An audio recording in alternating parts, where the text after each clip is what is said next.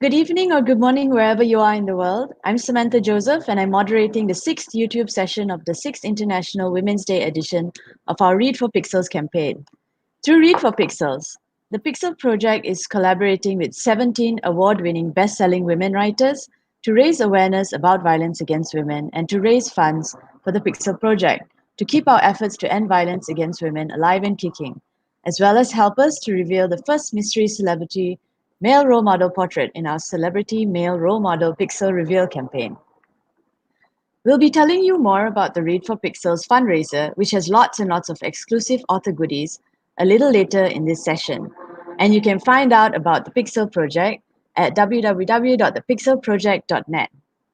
So today we have a very special guest, Claire Legrand. Hi, Claire. Hi. Okay. She's here for our live Read for Pixels discussion and Q&A session. The fabulous YA fantasy author Claire Legrand is the New York Times bestselling author of Fury Born. She's also the author of The Cavendish Home for Boys and Girls, Some Kind of Happiness, and Winter Spell, among others. Claire lives in Princeton, New Jersey. So Claire has generously donated 2 super exclusive EMPIIRIUM trilogy goodie bundles to the stash of author goodies we have up as perks for donors at the Read for Pixels Rally Up fundraising page. So there's one set of signed and personalized hardcover editions of Furyborn and Kingsbane. Ta-da! Don't they look amazing? One Imperium world map. Yes, I have. One of only 100 prints. Ta-da! One set of Imperium character charts. And Hold on, here they come. oh, okay. Check that out. Isn't that cool? Yeah, they are beautiful, and these were part of our pre-order campaign when Furyborn came out. Oh, they look They're awesome. beautiful. The artist is Kate Trish. She's on Instagram, and so these are kind of a hot ticket item because we only printed so many of them. So guys, you gotta be quick to get your hands on them. And lastly, there's one Imperium themed enamel pin.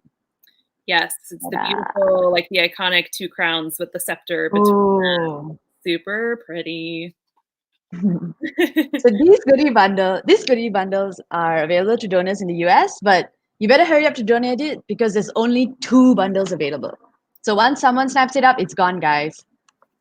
So far we've raised 5,280 of our $5,000 goal, and now we are heading for our stretch goal of 10,000 to make up for a shortfall last year. So please give generously.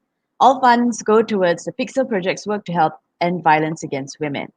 And if you're watching this session on YouTube right now, you'll also be able to ask Claire questions live. Just make sure you're logged into your YouTube account so that you can type your questions into the chat box to the right of the YouTube screen. And Xiaoqin, who is today's producer and chat box moderator, will relay them to me to read out to Claire to answer. And now I'm going to hand it over to Claire. So here you go, Claire. Hi, everybody. So thanks so much for spending time with us here tonight. I know this is kind of a crazy time that we're all in right now, and I really appreciate you spending time here with me tonight when so much is going on. And there's a lot of anxiety and feelings, I think, running rampant with a lot of people right now. But I'm glad that we're here to talk about books and talk about how books can breed empathy throughout the world, and especially in the minds of young readers. And that is important no matter what's going on. So thank you so much for coming here tonight. And Sam, I am doing my reading now, yes? Okay, I think that's a yes. Oh, yes, yes. Okay, sorry, I just wanted to make sure. So, thank you so much. Of course, of course. So for those of you who don't know about my books, they are called the EMPIIRIUM trilogy. The first book is Furyborn, and the second book is Kingsbane. The third book, Lightbringer, comes out in October. And this is a story about 2 young women who are fighting at the heart of this centuries-long war. They are separated by 1,000 years. And they are trying to figure out if they are in fact the subject of a prophecy that says 2 queens will rise, one of blood and one of light, one with the power to save the world, one with the power to destroy it. And their arrival will mean the return of the angels and their revenge against humanity. So it's this big epic story between the centuries-long war between humans and angels. There's elemental magic, there's political intrigue, there's forbidden romance and fabulous dresses and lots of big battles. But at the heart of it is the story of these 2 young women who are trying to figure out what to do with the power that has been given to them and how to navigate the world when they have all of these voices, even well-intentioned voices, telling them what kind of woman they should be and what they should do with their power and how they should, pardon me, and how they should use their power to change the world for good or for ill. So what I'm going to do now is read to you from the prologue of Furyborn. And I love this prologue. It's sort of the linchpin around which the entire trilogy hinges. In this scene, we see from the perspective of an 8-year-old boy named Simon. We see from his perspective the birth of the Queen Riel's child. And we see her basically turning her back on and rejecting this angel named Corian, who has been her companion, someone that she has loved, and someone who has steered her away he's steered her away from the people that she loves, and he has promised her freedom that the people she loves will never give her. And in a lot of ways, he's right. Maybe in a lot of ways, he's wrong. And Riel is realizing after the birth of her child, she has this clarity that maybe it's time to step away from this situation and reclaim my agency in a way that I haven't experienced in a long time. So this is a very powerful moment for her. Is she making the right decision? We don't really know. We see what happens after the prologue. We see what happens before, leading up to that prologue, and then we see what happens after in alternating chapters. And we really spend the whole trilogy trying to figure out, why is Riel making the choices she's making, and is she making them for the right reasons? Is she making the right choice? Is she not making the right choice? And how is she supposed to make any kind of choice with all of these people in her life trying to tell her how she should live her life? So this is a very important moment for her when she decides to make that decision for herself. So with all of that as a prelude, I'm going to start reading the prologue now. Okay, it's called An End and a Beginning.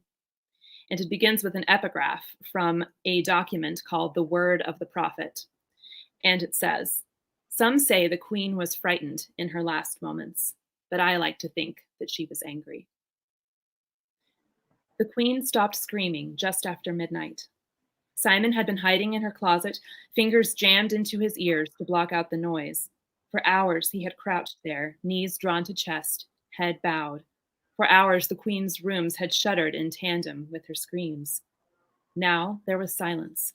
Simon held his breath and measured the seconds, like counting after a lightning strike until the thunder rolls. Is the storm fading, or is it coming closer? 1, 2, 3. He reached 20 and dared to lower his hands. A baby cried out into the silence. Simon grinned and scrambled to his feet, a wave of relief crashing through him. The queen's child was born, finally. Now he and his father could flee the city and never look back. Simon pushed past the queen's gowns and stumbled out into her bedroom.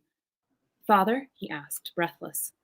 Garver Rendell, Simon's father, turned to face him, his eyes weary but his smile broad, and behind him lay Queen Riel, her wild dark hair plastered to her pale skin, her bedsheets and white nightgown stained red. She held a fussing bundle in her arms. Simon crept closer to the bed in wonder, even as the sight of the queen made angry heat bloom in his chest.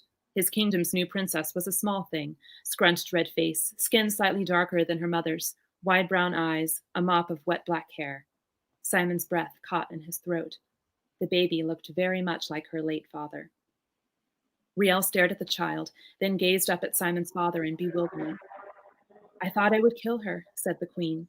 She laughed, wiping her face with shaking fingers. "I dreamed I would, and yet here she is after all." She fumbled to adjust the baby in her arms. She didn't seem to be very good at holding babies. It was strange to see the queen like this, small in her nest of pillows, looking hardly more than a girl, though she was 20 years old, this queen who had allied with the angels and helped them kill thousands of humans, this queen who had murdered her husband. Audric would have loved her, Riel whispered, her face crumpling. Simon's small fists clenched at his sides. How dare she talk about King Audric when she was the one who had killed him? He had learned only a few things about the night the capital fell. King Audric had fought Queen Riel on the broad veranda attached to the castle's 4th floor. The king's sword had blazed with the light of the sun, his diamond and mirror-studded armor shining brighter than the stars. But not even King Audric the Lightbringer, the most powerful sun spinner in centuries, had been strong enough to defeat Queen Riel.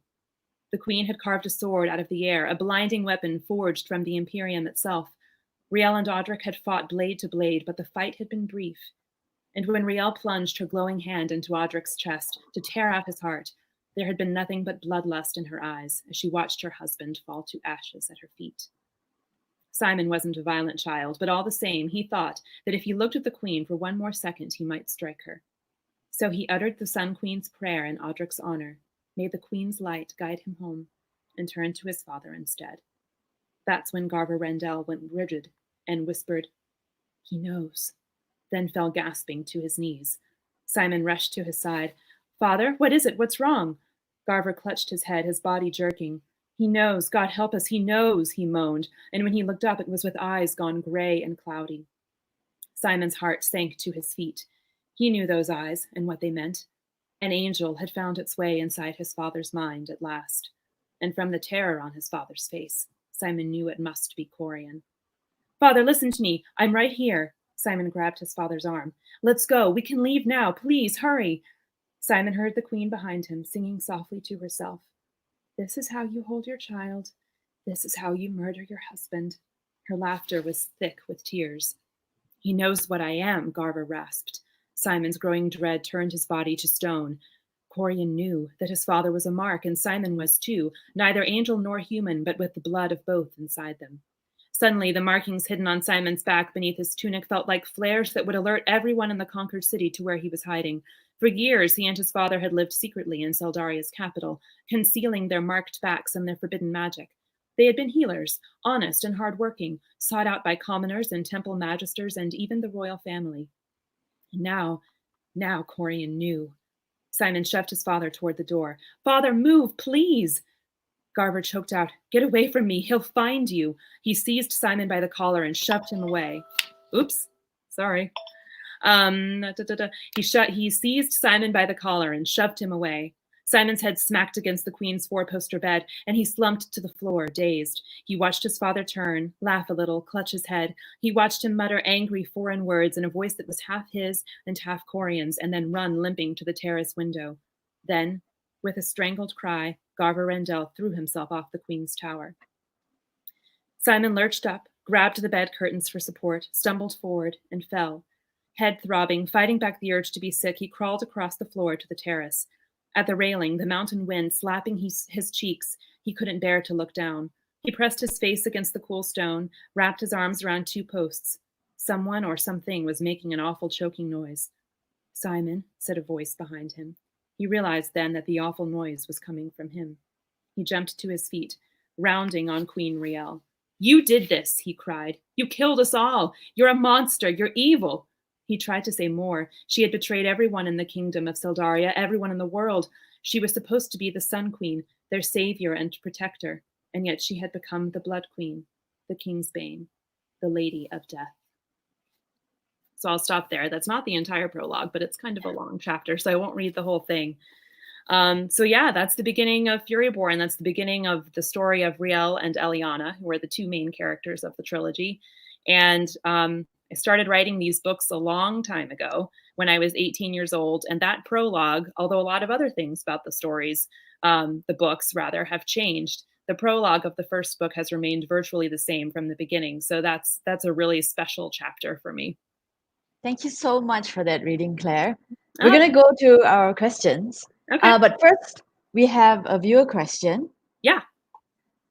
It's from TIG18966.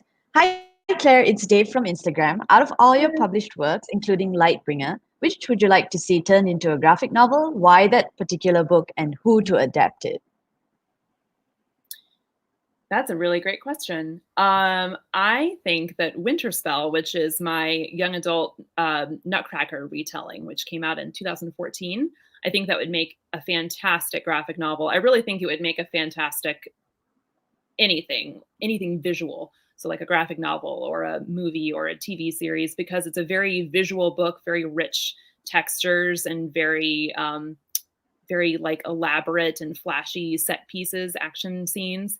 Um, and I just think it lends itself really well to the graphic novel format, where you can have lots of elaborate illustrations and really stylized illustrations in a way that I can describe these things as much as I want to in the novel, but I can't necessarily convey a particular visual style with as much clarity as you could, obviously, in a graphic novel. So that would be really interesting to see. As far as who to adapt it, I don't really know.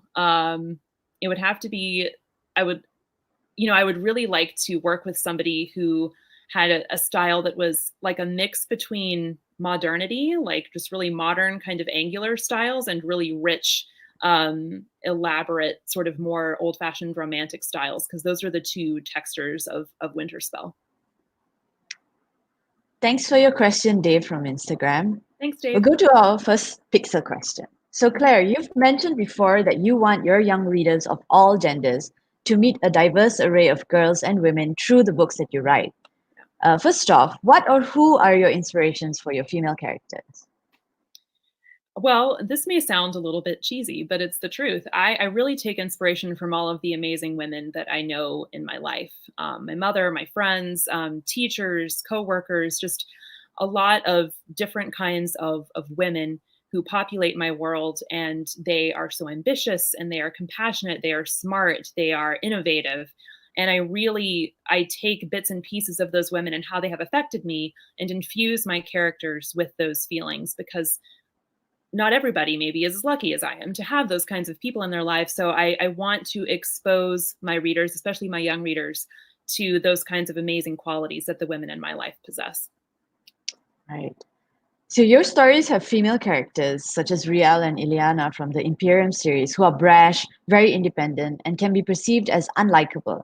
Ah, yes. Why was it important for you to portray women and girls with all these facets that don't fit the dictates of gender stereotypes? And have you received pushback for your female characters being unlikable?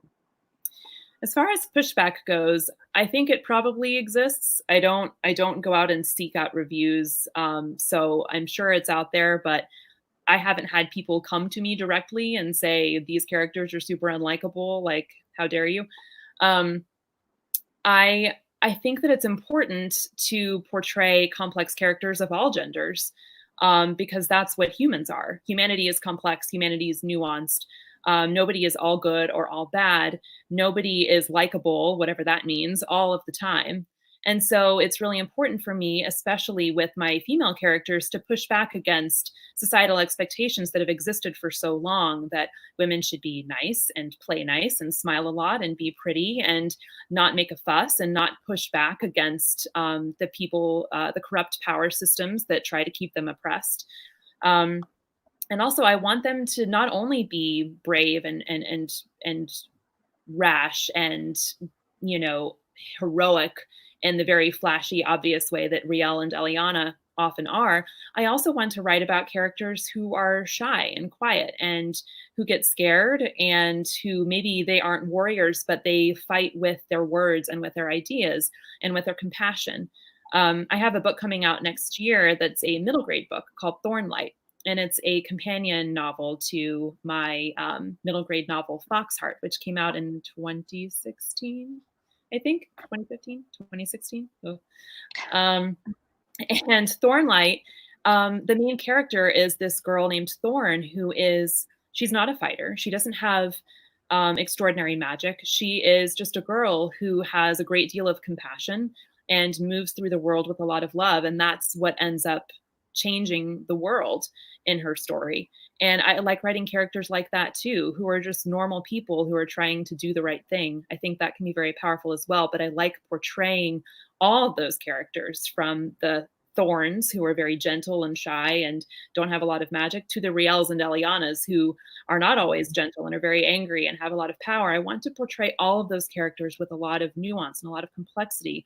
Even Riel and Eliana are sometimes gentle, and even Thorn is sometimes, angry and sometimes makes rash decisions. So we are all complex. We all have a lot of nuance. And I want to show my readers, especially my young readers, that that's how the world is.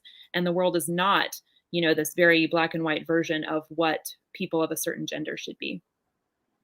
Right. I completely agree that we shouldn't sort of protect readers from the complexity of human experience, basically, even in books. My next question is about Sawkill Girls, which I loved. Oh, thank you. So, the idea of violence against women is front and center in Sawkill Girls. First off, why did you decide to write a book that centers violence against women and girls? So I wrote Sawkill Girls in 2016, leading up to the US presidential election. And I had a lot of anger and frustration about how the world treats women. And I had growing up a lot of fear about violence against women in particular, because that is the world we live in. And that fear kept growing and becoming more and more complex and present in my life as I learned more and more about the world around me. So it was just this perfect storm of this fear that I had always had, this anger that I had always had about how women are treated, and then seeing that on the world stage so blatantly, and with such catastrophic effects, that I wanted to put all of that into a book. And I wanted it to be a book that united women for good, rather than tearing women apart, rather than pitting women against one another. I wanted it to be about women uniting to change the world. I wanted it to be about different kinds of women. Zoe, Marion, and Val, who are the three main characters of Sawkill Girls, are all very different from one another, and yet they find a commonality in their desire to change their world for the better, and that gives them an immense power. So yeah, I think it was, mostly an act of catharsis for me. I wanted to do something with all this anger and fear that I was feeling, and do something good with it that would maybe help other people process their anger and their fear. Right. When you're writing, how do you find a balance between showing the violence as an integral part of the story and giving the reader a realistic depiction of violence without being gratuitous? Yeah, absolutely. That's something I'm always thinking about with Sawkill and with the Imperium trilogy. There is a lot of violence. Sawkill is about, it's a horror novel, and it's about something that is killing teenage girls or making them disappear or something, because girls are disappearing on this island and nobody knows why. So that is an inherently violent story. And then the Imperium trilogy is about a war. So that is also inherently violent. And so as I'm going through the writing process for these books, I'm always thinking about, okay, I am writing this for young people. I'm writing it for who I was as a young person. And I always keep my past self in mind. Like, what would I have been uncomfortable reading? And of those uncomfortable things, what would have been like good uncomfortable, because it would make me confront certain things about myself? And what would be bad uncomfortable? It would make me feel scared. It would make me want to put the book away. And I always keep that in the back of my mind. Like, my young self is always back here. And I kind of use that as a litmus test for like what is essential to the story and what may be going too far. And I always think about too, that everything I put into the book should serve the book. It should serve the themes, the characters, the story. And if it's just there for shock value, then that's not something that I think should be there. I think that's unnecessary. And so I always use that too, to help me determine what should go into the book and what shouldn't. So your stories definitely pass the Bechdel test with their depiction of complex and interesting relationships between women. Why do you think there are still many science fiction and fantasy or YA authors who have trouble writing stories that pass the Bechdel test? The fact that women do talk about a lot of other things other than men. And what would you personally suggest for writers who want to write female conversations and relationships realistically? That's a great question. I think part of why a lot of creators still struggle with creating, genuine, authentic feeling relationships between women who talk about things other than the dudes in their lives. I think not everyone certainly struggles with that. We are lucky to be living in a time when there are a lot of fantastic speculative fiction and YA fiction authors who are doing wonderful things with characters of all genders and are certainly writing stories where there are women, multiple women, and it passes the Bechdel test. But I think part of the reason why that's still a widespread problem that we see in a lot of popular media is because people are still, we've been programmed, right, to write stories where women don't pass the Bechdel test. We've been programmed to write stories and consume stories where women are not, women and their struggles and their pain and their experiences are not the focus. They're just there as a device. They're there to prop up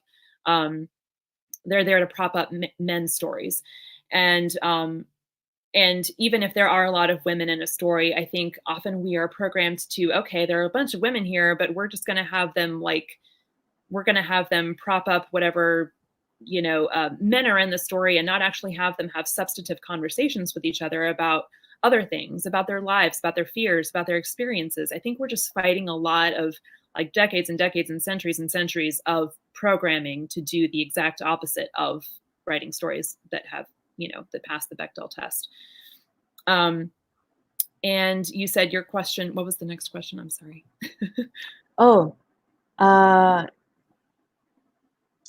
I think you kind of answered why and what advice you would give. Advice, yeah.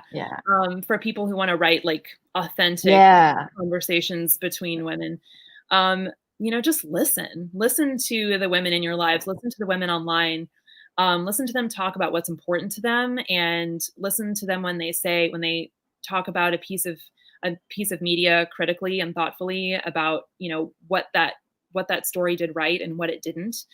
I think that's the most important thing any of us can do when it comes to writing anything, but particularly writing things that are a little outside or a lot outside of our own experience, is listen to what other people are saying about those experiences, people who live those stories, and just absorb, learn as much as you can, read, listen. And the more you do that, the easier it will be to write those authentic moments and conversations. Thank you, Claire. Before we go on to the next bunch of Pixel questions, we've got a couple of viewer questions. Fantastic. So first off is Restless 8 Goddess. She wants to know, you have a series of playlists that accompany the Imperium trilogy. Are there any songs that you associate with particular characters? Yes, actually, I have. So most of the music on my playlist, on my playlists, plural, is instrumental. I listen to a lot of movie scores, but I do have, I'm actually going to look at my phone because I have my playlist very easily accessible. So I actually do have a playlist that I've called Anthems. So it's music with words for once, which is unusual for me. And it's songs that I do associate with specific Imperium characters. So there's a song called Bonfire by Lamb. And that's like one of my Simon songs, as is God's Gonna Cut You Down by Johnny Cash. And then I have a couple of songs for Riel, like Drumming Song by Florence and the Machine, as well as, oh my gosh, where did it go? I definitely see her as a Florence fan. Yes. Drumming Song and The Dancer by PJ Harvey. Those are a couple of Riel songs. An Eliana song that I have is Horse and I by Bat for Lashes. So I have several songs like that I consider sort of anthems for the characters. And I'll probably share those as we get closer to the release of book 3 and also after the release of book 3. But I haven't really shared a lot of them publicly because I feel like they're very spoiler heavy, just like the lyrics and the feel of them in some cases are kind of spoiler heavy as far as like the ultimate outcome of certain characters. So I'm keeping those kind of close to the chest for now, but I will share them eventually. The next question is from Valeria Quintero. Valeria says, so excited to be here. Hi, Claire. It's Valeria from Instagram too. You have a lot of Instagram fans. Yeah. I love your characters so much. I was wondering if you could explain the history of your characters' names.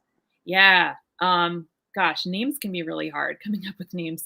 And I'm one of those people who I can't really move on with the story until I find the right name for the character.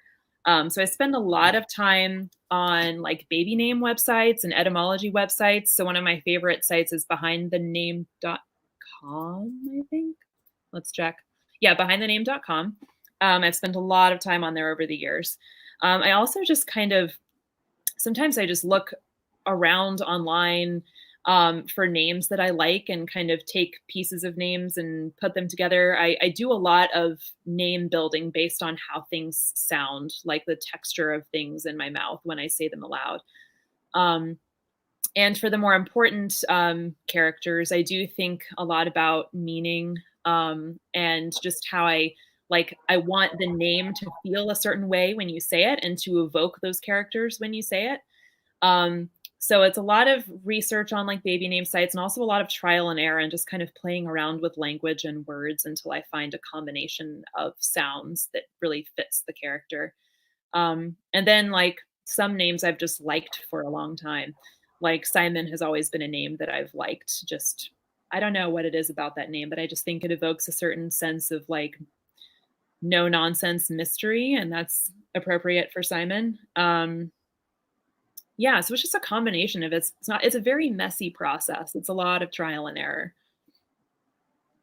Thank you, Valeria, and thank you, Claire, for answering the viewer questions. We'll move on to questions about the men in your books. Yes. So there's a wide range of male characters in your books, from some wonderful, respectful guys to misogynistic villains and those who fall somewhere in between. So in Saw Kill Girls, there is a male character, Grayson, who subverts the action man trope. He is quite content to be in the background while the girls deal with the issue at hand, rather than constantly coming to the rescue. Was it important to you to present this alternate example of masculinity in a book about violence against girls by a demon who wears a male form? Yes, absolutely. Grayson, I love Grayson. I loved writing that character.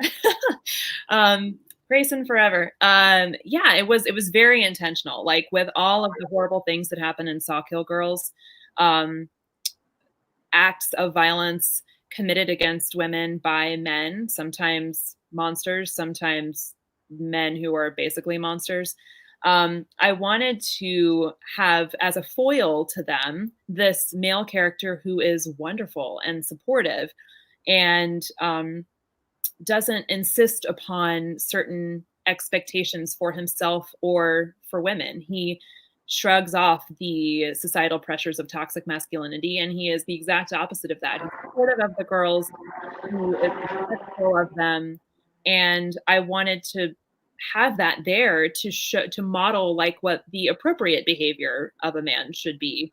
I mean, not that Grayson's perfect, nobody is, but he tries really hard to do the right thing and be there for Zoe and the other girls in a way that feels to me like what we should be shooting for um, when it comes to how we raise our boys and how we demonstrate for the men in the world like how they should be treating the women in their lives. Building on the men to the rescue trope, there's also in Saw Kill Girls, the Hand of Light, a shady all-male organization that supposedly saves women from demons, Mm-hmm. but they also, they basically hurt women and take the credit for whatever these women do. I thought that that was a brilliant subversion. The knights in shining armor stripped down and Mm-hmm. shown for the patriarchal hypocrites that they are. So Yeah. where did you get this whole idea from, and why do you think it was important to include these characters? Yeah, so the Hand of Light, I think, for me was even scarier than the actual monster in Saw Kill Girls because the monster is a monster, right? Yeah. It's not real. It represents things that are real, but it itself is not real. But the Hand of Light, the men in that organization are very much reflective of reality. And those kinds of people do exist. They say that, oh, we know best how to fix this problem. We're going to come in and do it for you. It requires sacrifice of women and violence against women, but that's just something that we all have to accept because that's how it's been done and that's Mhm. the way we're going to do it. And that just again was such a part of the tapestry of like anger and fear that I was experiencing at that time when I was writing the book, and also just all throughout my adult life, especially as I learned more and more about the reality of the way the world hates women. So I wanted to create this organization that encapsulated, that embodied all of those things that I saw as I learned more and more about the world, and all of those things that I saw demonstrated toward women during that year, during the presidential campaign. And I wanted to give them like very real, very terrifying life on the page. They are an extreme example of a lot of the things that we see every day as far as how men treat women. But I think in fiction, you can do that. That's one of the great joys and one of the great powers of fiction is that you can have these really dramatic, out of this world scenarios that feel maybe a little extreme, but when you dial down to their foundations, you see that actually, oh wow, this is exactly what's happening in the world, just like it has magic and supernatural stuff in the story, but like in the real world, this is exactly the kind of stuff that happens. I think speculative fiction can be really powerful in that way, that it can help you see truths about the world in ways that you wouldn't otherwise, because it's all cloaked in like really fun magic fantasy stuff. Um, so yeah, that was I knew that there needed to be a villain besides the monster. Like the realization that these girls have that like no one is coming to save them. The people that they counted on to save them are actually part of this toxic power structure that has them entrapped. And so they're going to have to come together and help each other save themselves. That was something that was really important to me to convey. I think that was a very powerful story that was told. Thank you.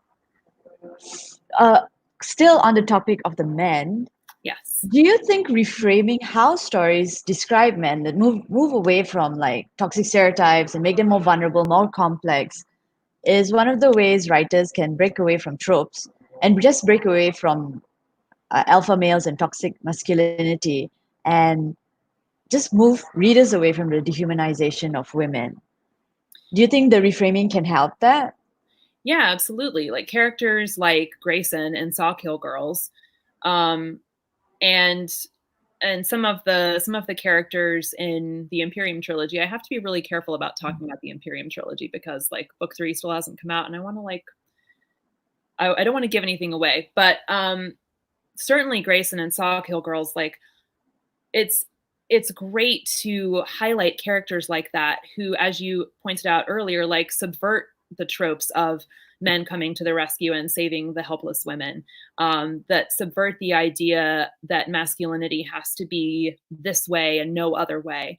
I think the more we populate our stories with those kinds of characters, the more that kind of person is normalized, and the more we come to expect it of each other and of the media that we consume. Um, so that is definitely something that I'm always thinking about when I'm writing my male characters. Stories are one of the most powerful ways of bringing about cultural change, as which as you know, as a writer, but you're also a librarian. Yes. And what do you think librarians can do to help stop violence against women and girls? Well, librarians have a lot of power. They do we not they we do a lot of work to get stories into the hands of kids who need them. And one thing that librarians can do is to champion books that do the kind of work that we really need to do. So books that show characters like Grayson, books that show complex, unlikable women, books that show men um, who are not trapped within the vise of toxic masculinity, men who vocally reject that in favor of something else. Um, so what we can do is put, when a kid comes up to the desk at work and they're wanting their next favorite book, what we can do as librarians is give them books that do the kind of work that we want to see done in the world. We can give them books that are populated with the kinds of characters we want them to grow up to be. And that's an incredibly powerful thing. The bond between a librarian and the kids they serve is an incredibly powerful one, and we should definitely not take that for granted. And luckily, all the librarians I know take their jobs very seriously, especially the youth librarians. And I think that I think that librarians are such an important factor in this process because they can impact children's lives in ways that their parents and teachers can't. It's a different kind of relationship. It's, yes, this is an authority figure, but also like this is a fun place to be. And there are rules, but not like too many rules. And I can curl up in a corner and read all day and it's okay and no one's going to bother me. It's a different kind of relationship. And I think there's potential for a different kind of connection there, a very impactful kind of connection. So I think that as long as we as librarians are always trying to champion books that do the right kind of work, then we will be doing a lot to help combat these kinds of toxic traits taking root in the younger generations. When it comes to science fiction and fantasy books, the line between consent and coercion isn't always very clear. Mm, Do you think this is an issue that writers in the genre have started tackling successfully in recent years? that's a really interesting question. I think more and more so, yes, things like consent are being explored in very interesting and nuanced ways in a lot of speculative fiction, a lot of young adult fiction as well. That's certainly something that I explore a lot in the Imperium trilogy. The idea of consent, the idea of um, sometimes imbalanced power dynamics in relationships. And I think that's an important thing for especially writers of fiction for young readers to consider when they're writing about the relationships in their books, because things like consent and power dynamics in relationships and toxic relationships, those are the kinds of things that young readers, teen readers are starting to wonder about and starting to experience themselves. And having the safe environment of books in which to confront these questions and fears and figure out what they're okay with and what they're not is such an important experience for these kids. Um, and so I think we are, at least in the young adult world, that's the world that I'm in the most. I think we are doing a lot to address those questions and those themes pretty blatantly on the page. And I think that's incredibly important work. Before we go on to the next bunch of Pixel questions, Mhm. I'll take a break for viewer questions. Okay. So we have a question from Alex Roma. Hi. Did you struggle to find a publishing home for Sawkill Girls and the Imperium trilogy, particularly because of that, or have things become more accepting in the publishing world? I think that is about the complexity of your female characters, maybe the unlikability, the perceived unlikability. Yeah, that's a great question. Thank you for asking it, Alex. I so the really tricky thing, I did not have an issue finding a home for the Imperium trilogy for that particular reason. I had a little bit of trouble finding a home for it because people were a little intimidated, I think, by the whole two storylines a thousand years apart thing, and weren't entirely sure that I could pull it off. So that was the main hesitation that it seemed that publishers had about that particular story. Um, Actually, a lot of the feedback I got about the characters themselves was positive. So I think there is increasingly more and more room for unlikable female characters, for complex female characters. Um, Certainly a lot more than when I was a kid. So I'm thankful that we are doing that kind of work.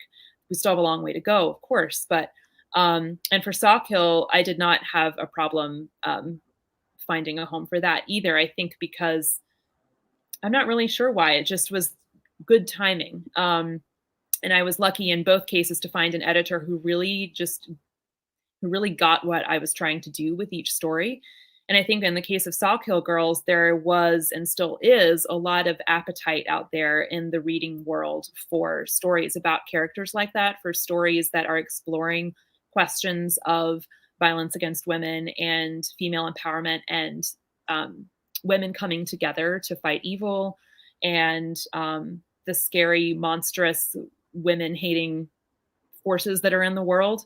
I think that's something that a lot of people want stories about, all different kinds of stories, fluffy stories, if you can be fluffy about that, supernatural stories, contemporary stories. I think there's just a lot of appetite for that right now and will probably continue to be for some time.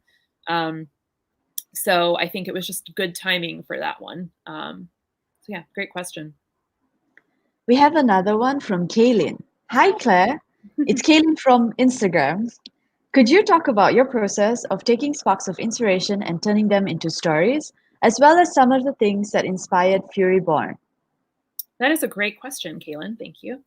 Um, So as I've talked about a lot online, one of my biggest sources of inspiration is music. So it takes me a long time to form a story idea. Like I will get a spark of an idea from like a picture that I see on Pinterest or a particular piece of music.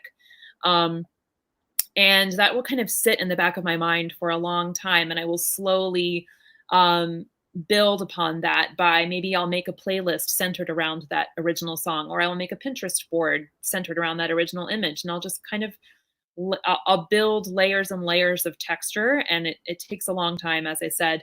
Like I'm about to start writing a book that I've been thinking about for probably 2, 3 years now, and I haven't actually written it yet. So it's a long process for me. I like to um, immerse myself in other forms of media, whether that's art, music, TV shows, movies. I find a lot of inspiration in consuming lots of different kinds of stories. Um, and then from there, once I've let an idea cook for a long time and I've kind of written down some vague notes, then I start the process of outlining. And I outline very strictly from beginning to end because that's just how my brain works. I like spreadsheets, they make me feel safe. And it's much easier to start the writing process if I have that next to me, showing me what to do next. And some of the things that inspired Furyborn the most. Um, the biggest piece of inspiration, which I think I've talked about before, so sorry if you've heard this before, but was a piece of music from the Lord of the Rings Return of the King score by Howard Shore. It's a track called The End of All Things, and I was listening to it coming back from a family vacation when I was 18. And I just had this vision that ended up being a scene from basically the end of Lightbringer. Um, so I built the rest of the story around that initial image. So that was the biggest single piece of inspiration for that story, I think. Thank you, Claire, for answering these questions, and thank you, Kaylin and Alex, for asking these questions and Yes. being such great viewers. I'll move on to our next Pixel question, which is about geek culture and fandom. So geek culture and fandom in general has had its share of critics saying that it's still too male dominated, despite a rising number of prominent, well-known female authors and creators. And there's still a lot of sexist behavior by male fans towards female fans or geeks. What do you think needs to be done to make geek culture, fandom as a whole, whether it's comics or gaming or books, more welcoming for women and girls? That is an excellent question. And I don't think there's any one good answer. I think part of it, unfortunately, is a matter of time. So it's about women creators, LGBTQ creators, creators of color continuing to diversify the world of fandom and comics and movies and just all of the art that's out there, continuing to bring their own diverse experiences to those works, and all of us continuing to support those works. And through time and effort, I think we can continue to make those worlds more and more inclusive. I think we're starting to see like a glimmer of that shift now, but we still have a long way to go, all of us. And so I think there are a lot of really good conversations that are happening now across many different fandoms and many different parts of the book world, the movie world, the music world. But it's going to be an ongoing process, and there are going to be lots of moments of great progress and moments of great regression, I think. And it's just going to be about being patient and taking care of ourselves while we're doing this kind of work, and supporting each other and supporting books and pieces of art that do the kind of work that we want to see done in the world. I think there's not an easy or quick answer to that, unfortunately. We have one final viewer question Okay. from Brit. Hi, Brett. Have you had any moments in your publishing career that led to more creative block than usual? And what did you do to work through it? Yeah, so that's another like not easy answer. So there was a time, I guess a few years ago, when I had sold my first few books, and then I experienced a kind of a dry spell where I wasn't writing a lot, and I wasn't selling anything new. I ended up moving from one agent to another. It was a really kind of frustrating time artistically, creatively. And I ended up going back to work as a librarian during that time because I just wasn't bringing in enough income as a writer, and I needed to supplement that. Um, And so I think one of the most important things when that happens to you, when writer's block happens to you, whether that's because of something personal or professional, it's about acknowledging that that's happening and kind of stepping back and looking at, okay, why am I feeling this way? Is it just because there's like some sort of craft issue with the specific project I'm working on, or is it something larger and something something big in my life that's happening that's maybe keeping me from moving forward creatively?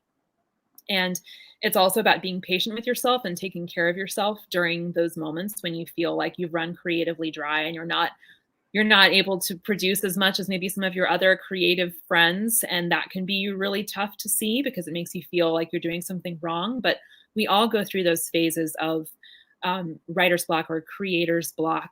I think it's just a natural part of the process. Something that I do when I encounter those moments is I try to, sometimes you can't step completely away from the work because you have to, you have to meet your deadlines, you have to get paid. But um, I do try in those moments to step back from the work as much as I can and go do something else.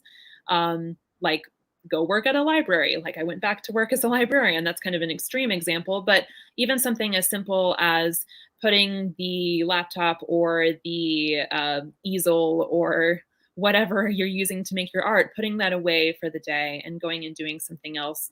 Often going and refilling my creative well, as people say, by consuming lots of other kinds of stories and media helps me remember what it feels like as a reader, as somebody in the audience, to consume a story that makes me feel something really profound. And that can sometimes energize me to jump back into the work and try to replicate that feeling for my readers. And sometimes it's just a matter of you have to move through it, kind of like the situation with making the world of fandom and the world of geek culture like more inclusive and more inclusive. That process is a really messy, lengthy process, and I think sometimes the process of moving through writer's block is similarly messy and lengthy, and you just have to be patient with yourself as you go through it and try to do whatever you can to take care of yourself and not beat yourself up. Reach out to your other creator friends for support and try to consume the kinds of stories that make you feel good and make you feel energized. Thanks for answering, Claire, and thanks for the question, Britt. We'll move on to our final Pixel question. Claire, you've been so incredibly supportive of our Read for Pixels campaign and our anti-violence against women work as a whole. So why do you support the cause to end violence against women, and what do you think authors can do to help with the cultural change needed to eradicate violence against women and girls? Yeah. Well, authors can do a lot. Authors and librarians, creators of all kinds, we can do a lot. We can tell the kind of stories that are going to breed empathy in people of all genders. We can tell stories that are going to put good into the world. Stories about love, stories about compassion, stories about looking at yourself and thinking about why you do things and if you're doing things for the right reason or the wrong reason and how you can work to improve yourself and be better to other people.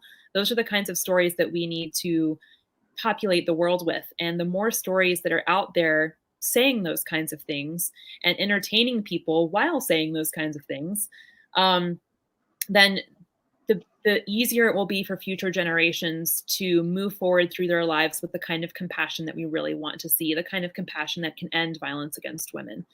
And I support ending violence against women because if any one group in the world is being hurt, is being oppressed, then we're all being hurt. And it's not just violence against women; it's violence against people of other genders as well. It's violence across the board in so many different ways that we need to, as a race, be combating. I'm speaking personally about violence against women because I am a woman, and this is, the kind of fear and experience that I have personally. But I think the more we work to end violence against women, the better things will be for everyone else across the board. And we just need to keep creating art that inspires people to be better and to do better for each other. I think that will go a long way toward this goal. We'll wrap up the Q&A session with a very enthusiastic thank you. Travis Hayden says, Claire, you're such an inspiration. I love all your books and the issues they tackle. Thank you. Thank We'd you, like to Travis. thank we'd like to thank Claire and all of you viewers for taking the time to do this. I'm just going to put myself on screen with Claire so that we can talk about the goodie bundles again and uh, what we're here for, basically. So thank you, everyone, again for participating. And thanks so much, Claire, for your excellent answers. And Sam, thank you for your excellent questions and for being such a great moderator. I really appreciate it. Thank you. Okay, so Claire has generously donated 2 super exclusive Imperium Trilogy goodie bundles to the stash of author goodies that we have up as perks for donors at the Read for Pixels fundraising page. So there's one set of signed and personalized hardcover editions of Furyborn and Kingsreign. Ta-da! If you didn't see it earlier, They're we're so gonna look over all the awesome things. Yes. There's one Imperium world map. Yes. It's only it's one of only 100 printed. Check that out. Yes. One set of Imperium character charts. Okay, we've got lots of beautiful character cards. They're gorgeously drawn. Yes, they are. There's one Imperium enamel pin.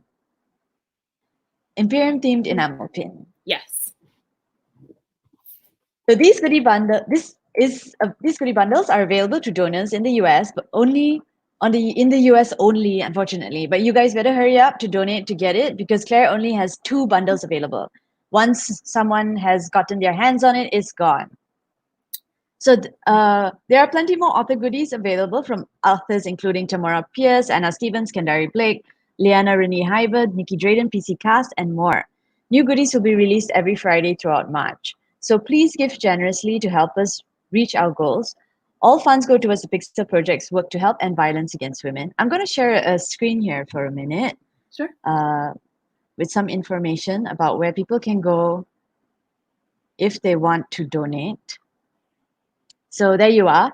You can donate for goodies via Rally Up at R4P Rally Up IWD 2020, and you can find out more about Read for Pixels at bit.ly/Read for Pixels. So to find out more about violence against women and what you can do about it, visit the Pixel Project website at www.thepixelproject.net. So Claire, do you have any announcements that you want to make?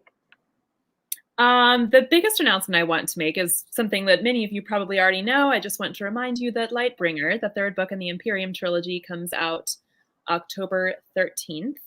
And you can pre-order it right now, but save your receipts if you do pre-order because my publisher is putting together some really fun stuff for those who pre-order over the next few months. So hold on to your receipts. And as soon as I know more information about what we're going to do as far as pre-order prizes go, I will update you online.